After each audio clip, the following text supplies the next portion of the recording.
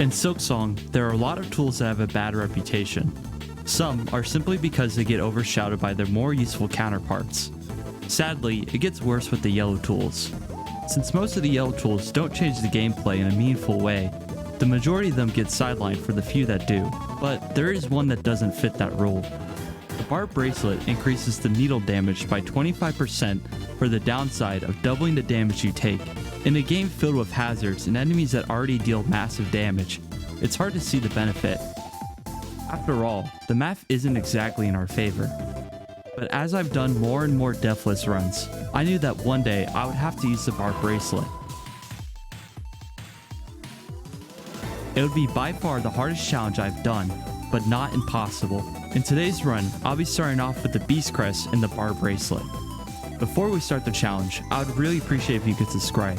It's completely free and you can always change your mind later. With all that said, it's time to take on one of the most difficult ways to beat Steel Soul.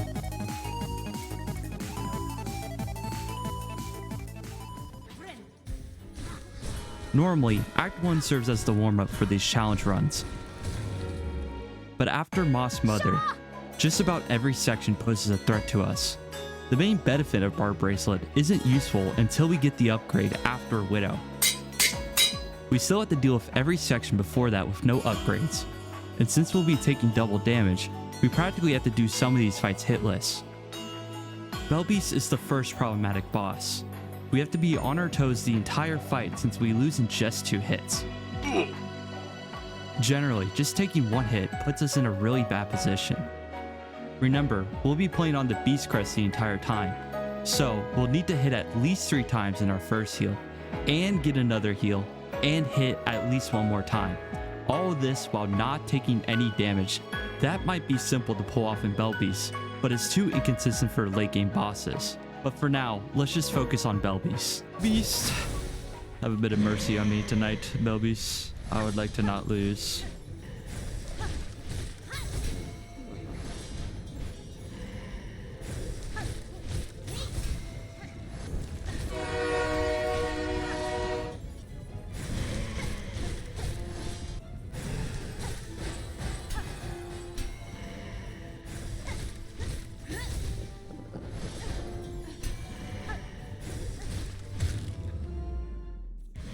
After Belbeast, we can pick up the straight pins.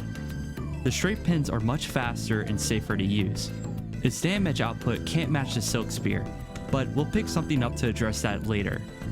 After a bit of smart usage of movement and Silk Spear, we'll pick up the dash and challenge Lace in the deep docks. This is the only boss in the run where I don't have to think that much. I can practically play a game of jump rope to avoid most of her attacks. Of course, nothing in this game is free, but with some good positioning and timing, the fight is consistent enough.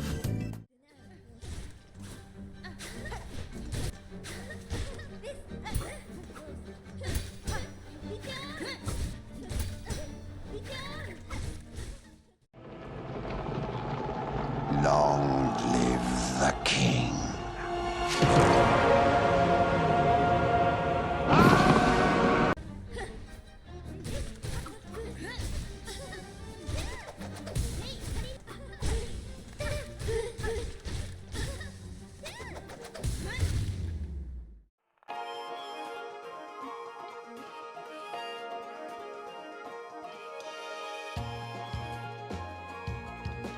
As sad as it sounds, Farfields is the last area I feel confident about.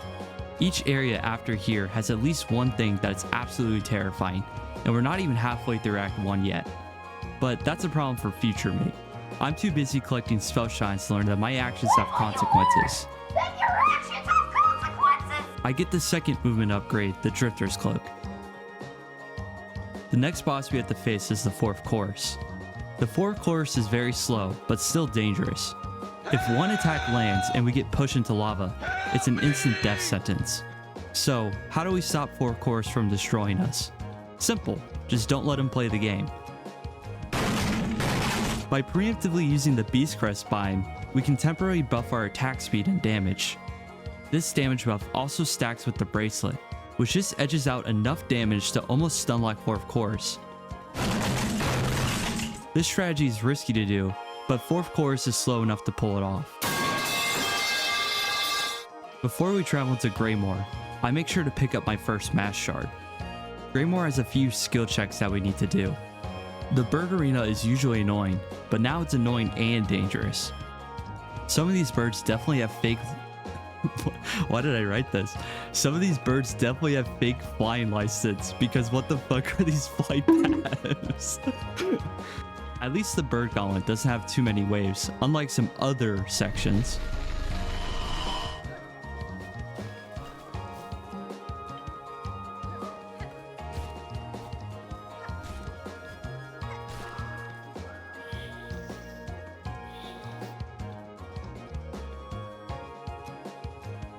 We might have been able to get away with not knowing the attack patterns for earlier bosses, but that just won't cut it from here on.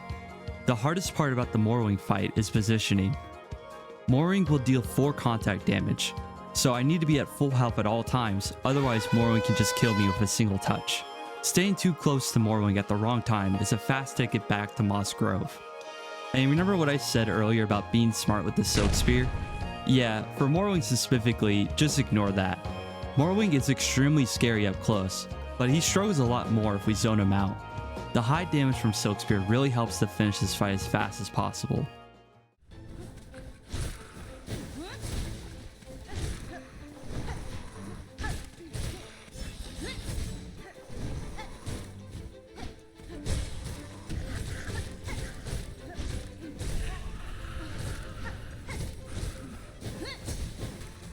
Oh, what is Morwing doing there? Okay.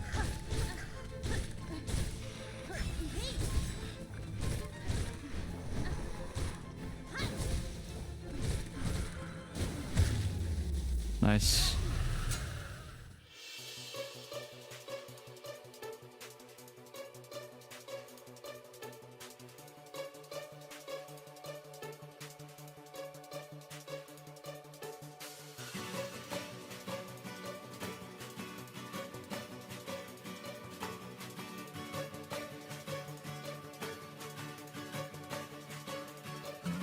Shellwood is the most important area for the run.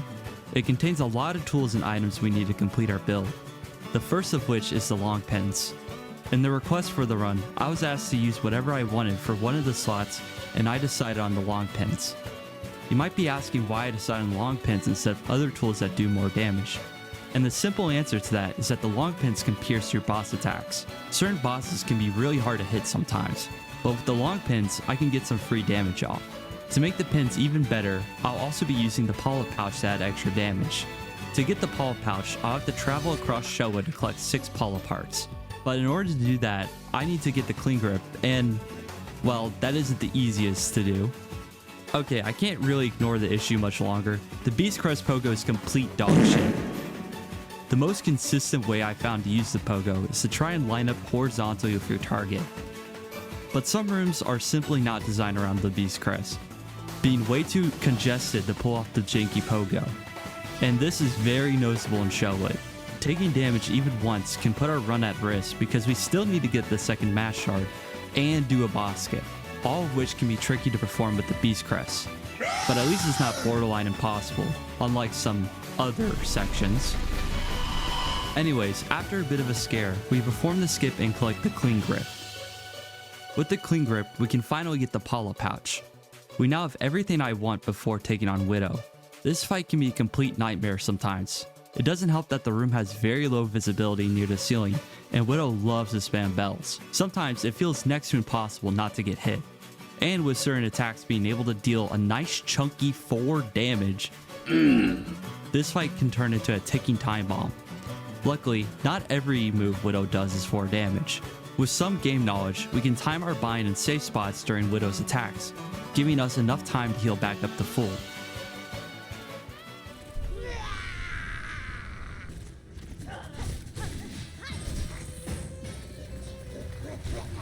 Aww.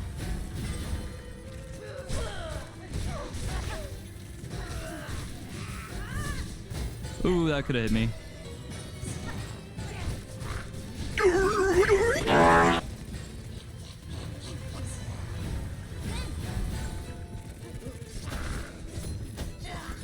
Okay, cool.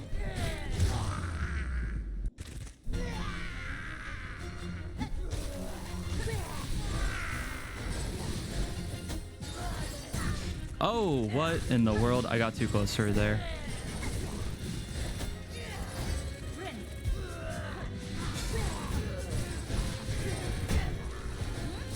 Nice.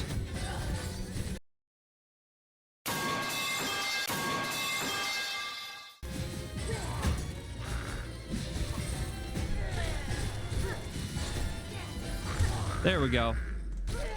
A little close. After everything that Act 1 has thrown upon us, we finally get access to the most important part of the run, the first nail upgrade. Now we can actually see the benefit of using Barb Bracelet and the Beast Crest. Of course, we're not exactly tanking any hits, but at least we might be able to end fights faster. We can put a band-aid on the health problem by backtracking and collecting the final 2 mask shards. This is the only mask I'll be collecting for the run, partially because I was just too scared to get another 4 mask shards. But why 6 masks instead of 5? We still die in the exact same number of hits, so what's the benefit? Well, Silksong has a lot of enemies that are going to deal 4 damage to us. The only way I can tank this is to be at 5 health, but if my max health is at 5, I'll need at least 2 heals to get back into that safe range. With 6 health, I can get back into the safe range with only 1 heal. It's not exactly foolproof, but at least it's something. We have one last area to complete before moving into Act 2, the Blasted Steps. It's much shorter than Shellwood, but perfection is kind of mandatory here. The last judge sits at the end, and with majority of her attacks dealing 4 damage, we want to be at a safe range before we start the fight. And Beast Crest doesn't make that easy. But in this run, I managed to get here at full health and enough soak to start the fight.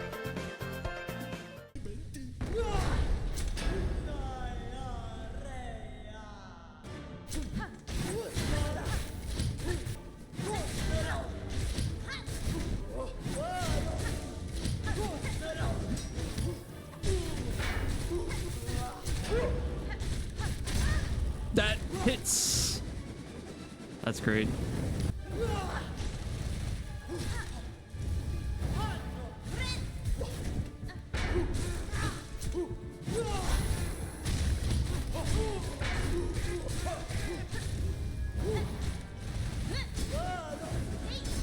Oh my goodness.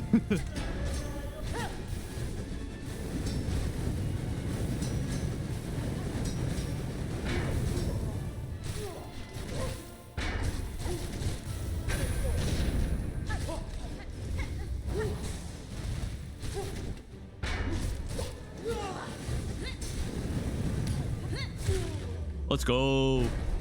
As much as I like to wrap everything up into a neat little bow, we still got a whole other act to deal with. Act 1 was tough, but Act 2 is a whole different story. There's also an extra layer of pressure. Dying in Act 2 means we gotta go through the whole process of setting ourselves up again from scratch. Plus, Act 1 is still difficult, making the few runs that even make it to Act 2 feel very rare. It doesn't help that there's still a massive difficulty spike during the late game, with even just one mistake potentially leading us to start all the way over.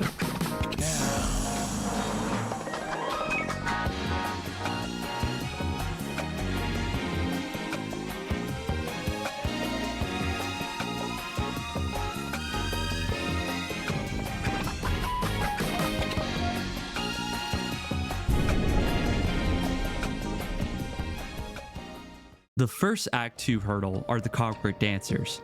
Their telegraph attacks make it one of the easier fights, but with how much damage they can do now, it's still very scary. Since we need to be aggressive to heal, it's easy to lose track of the dancers, especially when the tempo increases. But with 6 health, we only need that 1 heal to tank another hit, giving us more room to make mistakes. Still, they shouldn't be slept on. Our heals won't always get us back to 5 health since we're using the Beast Crest, so we still need to be cautious.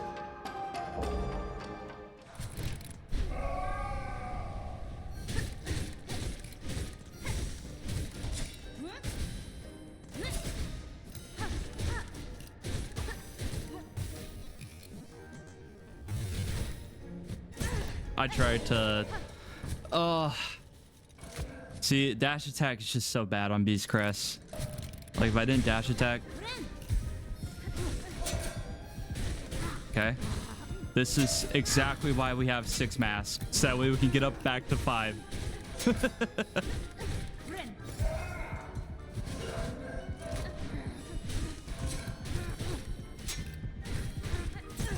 Oh, well.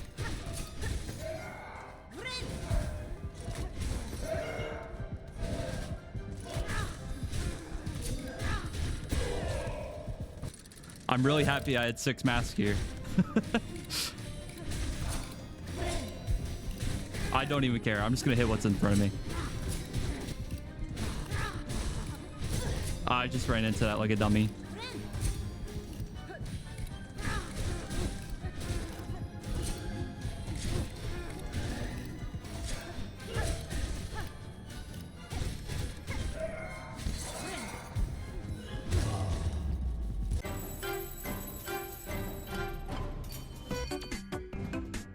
Remember earlier how I was complaining about the Beast Crest pogo? Yeah, well, here's where it gets worse. Most of the first half of Cogwork core is doable, with one exception.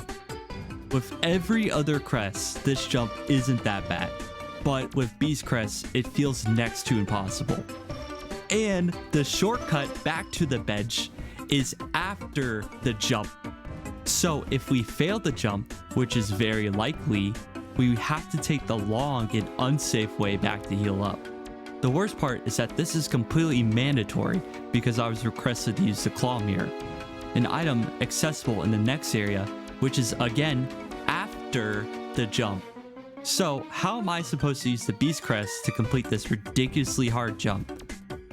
Well, to break it down a bit more, the issue is with the Beast Crest itself. I just don't have the room to consistently pull off this jump. So what if I didn't use the Beast Crest to do this jump? And no, I'm not talking about swapping the Beast Crest off. You see, there is one movement upgrade that I need for the run, the claw line. Claw line is absolutely mandatory to beat the game, and it just so happens that it makes much of the platforming simpler. Claw line is located in the Underworks, and well, my dumbass thought the only way to get to the Underworks was through Trobbio. But I completely forgot there's another entrance to the Underworks via the White Word. Luckily, we already have everything available to us to get into White Word. One downside for me is that I don't have a lot of experience with White Word, which leads to some scary moments. But after enough attempts, I managed to make it to the Underworks, and this time in one piece. We get the claw line and... Wait, why isn't the claw line working? After that scare, it's time to buy the other terminal and fast travel back to the first shrine. Because you did buy the terminal, right? Right? Oh, I think I messed up big time. Dude, I don't want the run to end like this. This is... No. Yeah, I can't get out through that way. Oh, no. A few moments later. Claw line. Never mind, dude. Never mind. What the fuck? One nice and relaxing fast travel later, because you definitely didn't make the same mistake I did, and we can finally do a jump that the rest of the crest could already do. Now we get into the Whispering Vaults and collect the final needle upgrade.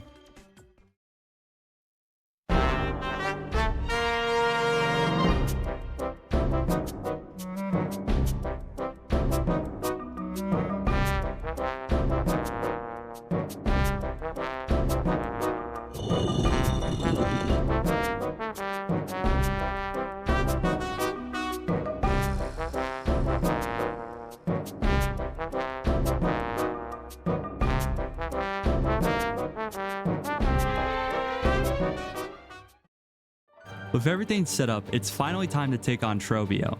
When you start taking double damage from everything, the fight that involves a lot of projectiles and traps suddenly starts to not be any fun anymore. Even with dealing a lot of damage with our upgraded nail and the barb bracelet, the fight still drags on because Trobbio absolutely can't sit still for 2 fucking seconds.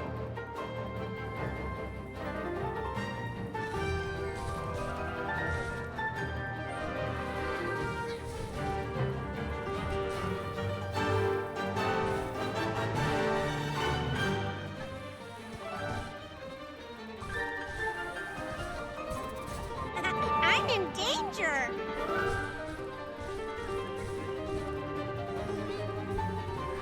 Like, what is that? Trobbio, get out. I need you to not do that. Oh my gosh, I have to get another heal. Oh my gosh, Trobbio. What is that?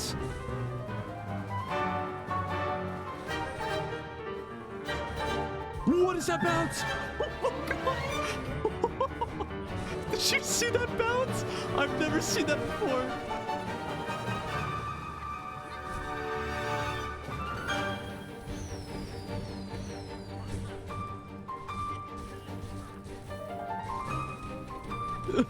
Why did he throw it like that? Stop throwing them.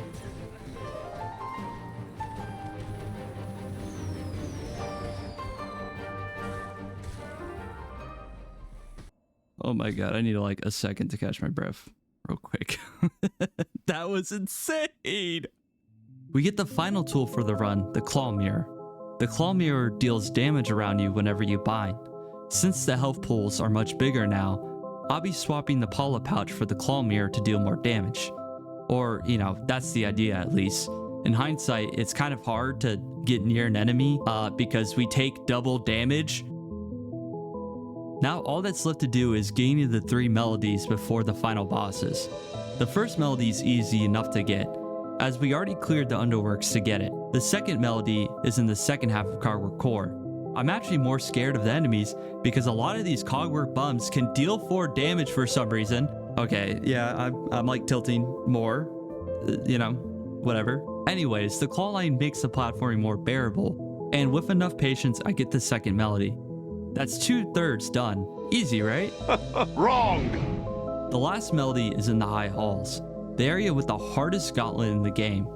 The gauntlet is filled with projectile spam, enemies that love to move erratically, and enemies that can deal 4 damage, and you know, we die in 2 to 3 hits. It's the place for me to lose my mind and the run, but there is one thing we got going for us, our insane damage. Sure, we might die in a few hits, but so does everything else. With all of the upgrades we collected so far, the more annoying waves don't last as long. So, hypothetically, this could be really easy. Of course, that's much easier to say than to do. That's insane.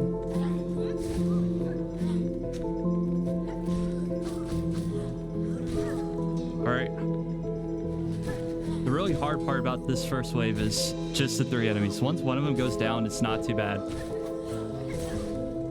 Okay.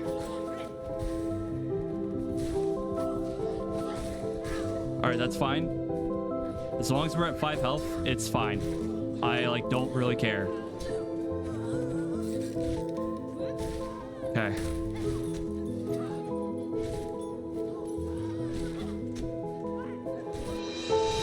Okay. That's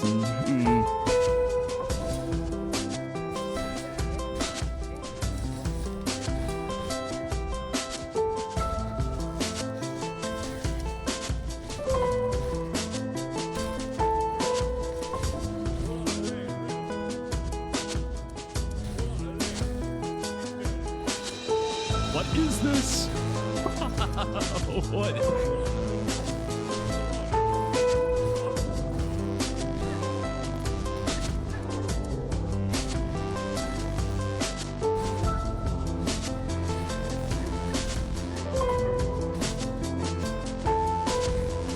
Alright, we're just gonna try to be patient for now. I don't feel like using up my silk right now. Okay.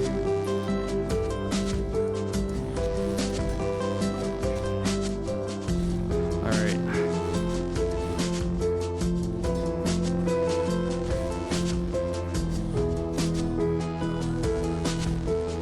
Okay, make sure to take down. Alright, that's a really important kill. Alright, Paul Maiden is an important kill. And now we can just solve this guy or whatever. As long as we're just being patient, this guy isn't too bad to deal with. Nice. I'm not sure what's the best strategy here, so I'm just going to be patient. Okay. Alright, here it is. This is the bad one.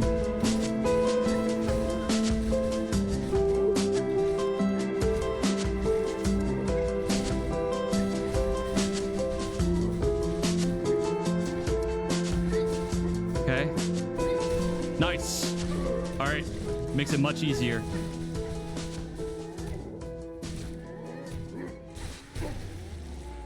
Oh.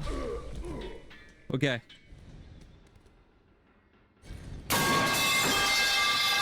So what's our reward for dealing with the worst part of Act 2? More pain. Right after the hardest gauntlet, we get to fight the hardest boss of Act 2, Lace. The fight is much faster paced, and oh, now almost all her attacks deal 4 damage. Yippee! Man, it's sure to be a shame if I die here, wouldn't it?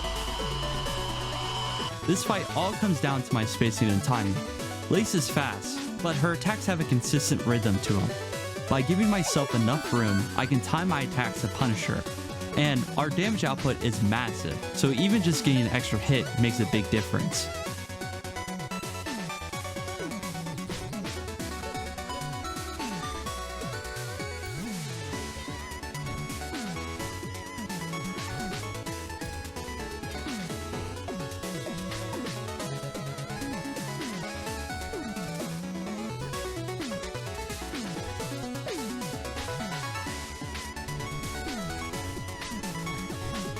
Oh, good break.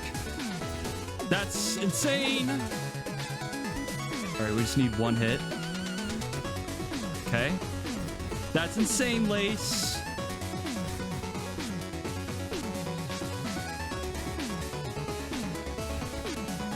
Okay.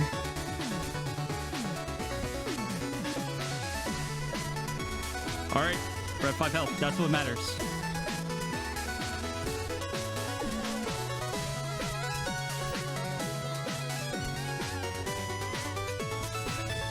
Okay. Holy crap. I'm at 4 health. Oh my god. Oh, this is the run. This is the one. This is the one. Now, the last thing standing in our way from completing this ridiculous challenge is Grandmother Silk. And, well, I kind of have to confess something. In all of my attempts to complete this challenge, I've never made it this far. My second best sadly ended at Lace. So I don't have a lot of experience doing this fight with the Beast Crest. And on top of that, Grandmother Silk's grab attacks will just one-shot me. Yeah, it's just gonna one-shot me. So yeah, this fight might be easier than Lace, but internally, I'm shitting bricks right now. Okay. All right, boys. Ladies and gentlemen, it's time. It's time for Grandmother Silk.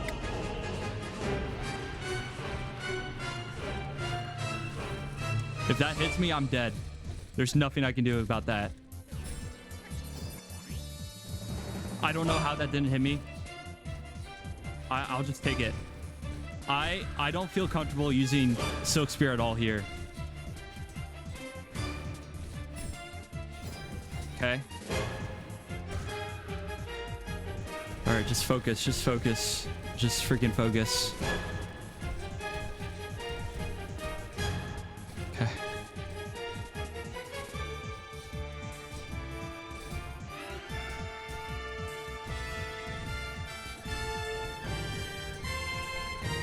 Okay.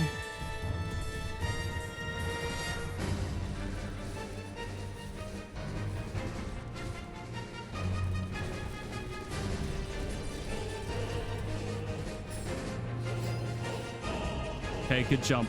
Really good jump there. Okay, she's camping right now. Nice. Ooh, let's fucking go. A hitless Grandmother Silk to end it off. I believe that's the world's first Steel Soul with double damage. And with that, we end the run with a time of 1 hour and 50 minutes. Hey, thanks so much for making it to the end of the video. Make sure to subscribe so you don't miss the next one. I don't know if I'm going to do this for true ending.